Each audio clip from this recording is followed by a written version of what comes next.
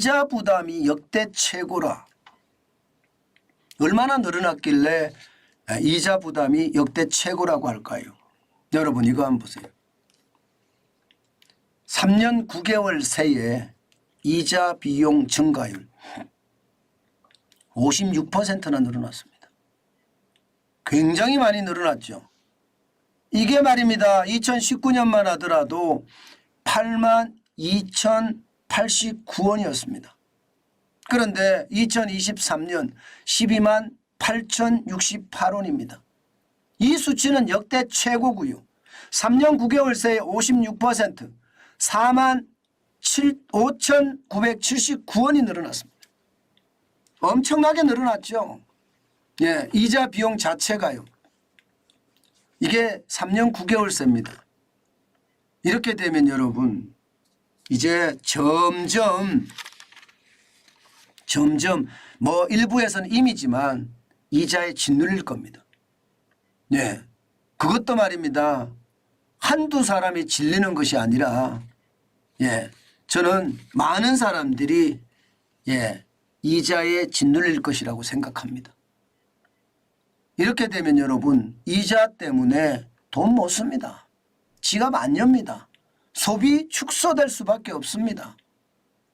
경제에서 가장 중요한 게 소비인데 소비를 줄이면 그만큼 말입니다. 경제가 꼬꾸라질 수밖에 없는 게 현실이거든요. 그런데 그 현실이 사실이 될 가능성이 굉장히 높아집니다. 여러분도 경험해 보셨잖아요. 이자 앞에 장사 없다는 거. 한두 달, 좀 길게는 6개월 이자 내는데 문제 없습니다. 그런데 한두 달이 넘어가고 6개월이 넘어가고 1년쯤 넘어가잖아요. 그러면 그때부터 이자에 대한 부담이 시작이 됩니다. 그리고 충격이 오기 시작합니다. 이자에 대한 충격이. 내 월급 중에 이자로 많이 나가니까 쓸 돈이 그만큼 줄어들잖아요.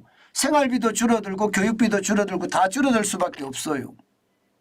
게다가 물가까지 올랐기 때문에 소비는 더 줄일 수밖에 없는 게 현실이 된다. 이 말 저는 여러분에게 많이 여러 번에 걸쳐서 말씀을 드렸습니다. 그 정도로 말입니다. 이자 앞에 장사 없다는 이야기는 현실이 되고 있다. 그런 얘기입니다.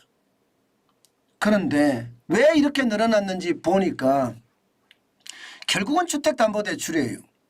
3분기 현재도 1,049조 1,000억 원이거든요. 지금 2분기 대비 3분기에 무려 말입니다. 17조 3천억 원이 늘어났어요. 2분기에도 14조 1천억 원이 늘어났는데 3분기에는 그보다 더 많이 늘어났습니다. 결국은 말입니다. 이자 부담이 늘어난 것은 주택담보대출이 너무나 많이 늘었기 때문에 그에 대한 이자 부담이 늘어났다. 이렇게 얘기해도 틀린 이야기가 아닌 거죠. 그 정도로 심각하다 이렇게 생각을 합니다. 여러분 주택담보대출 2021년 1분기 한번 보세요. 931억 원이었습니다. 그런데 2023년 3분기 무려 말입니다. 무려 1100조가 더 늘어났습니다. 죄송합니다. 110조가 더 늘어났습니다. 1049조 1,000억 원이 됐으니까요. 이거를 보면 여러분 정부가 대출 억제를 어떻게 해야 되는지를 저는 보인다고 생각을 하거든요. 이렇게까지 계속 늘어나면 저는 부채 폭발의 위기도 올 수 있다고 생각합니다. 오죽했으면 IMF가 대한민국 가계부채 줄여야 된다. 그런 이야기를 했겠습니까? 지금 가계부채가 3분기 기준으로 보면 1,759조 1,000억 원입니다. 어마어마합니다. 전분기 대비해서 11조 7천억 원이 늘어났고요. 그만큼 말입니다. 많이 가계부대출이 늘어났다는 얘기예요. 경제가 안 좋으니까 늘어날 수밖에 없겠지만 그래도 늘어나는 게 너무 많이 늘어난다. 특히 말입니다. 여러분 보세요. 2018년에서 19년 1446조 6천억 원에서 1504조 6천억까지 찔끔 늘었어요. 사실은요. 찔끔. 그런데 2019년에서 2020년을 보면요. 무섭습니다. 적어도 짧게 봐도 120조가 넘게 늘어났습니다. 120조. 예. 1504조 6천억 원이 1632조까지 올라갔잖아요. 게다가 2020년에서 2021년도 장난이 아닙니다. 이때도 말입니다. 거의 120조 이상이 넘습니다. 예. 1632조에서요. 1757조 1000억까지 가니까요. 참 심각하죠. 예. 2022년에는 그래도 딜레버레이징이 됐습니다. 부채 축소가 됐습니다. 1749조 8천억까지 떨어졌으니까. 그런데 최근에 들어와서 다시 늘어났잖아요. 이렇게 늘어나면요. 결국은요. 가계의 부담은 이자 폭탄에 대한 상황이 현실화될 거고요.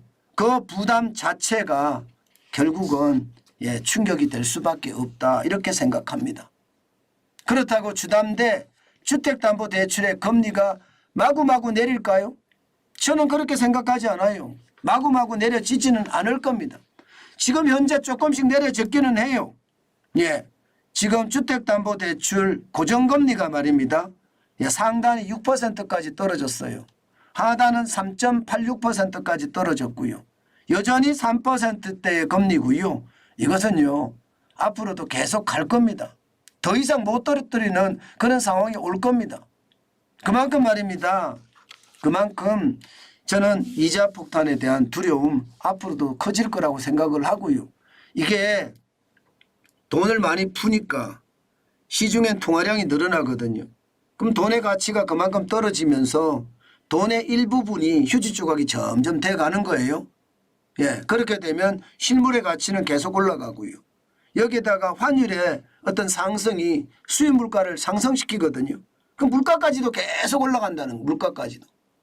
통화량이 늘어나니 수입 물가가 더 올라가고 그러니까 소비자 물가도 더 올라가고 실물에 대한 가치는 점점 커지고요.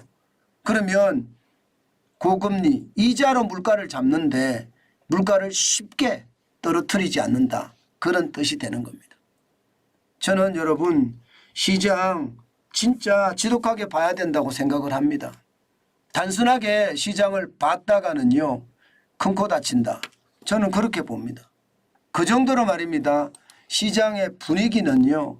뭐 싸한 분위기야 저는 당연하다 생각은 하지만요. 그런 싸한 분위기가 전체를 좌우할 수도 있다. 그런 생각 저는 많이 해보거든요. 그 어느 때보다 지금 말입니다.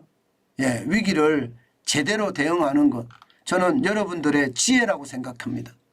지금 같은 시기에는 너무 급하게 움직이는 것도 좋지 않고요. 그렇다고 너무 말입니다. 안일하게 대처하는 것도 좋지 않습니다. 지금 가장 중요한 것은요. 내 생업에 최선을 다해가면서요. 현금을 쌓아가는 것. 그것만이 가장 좋은 방법이다. 그 말씀을 제가 강조해서 드립니다.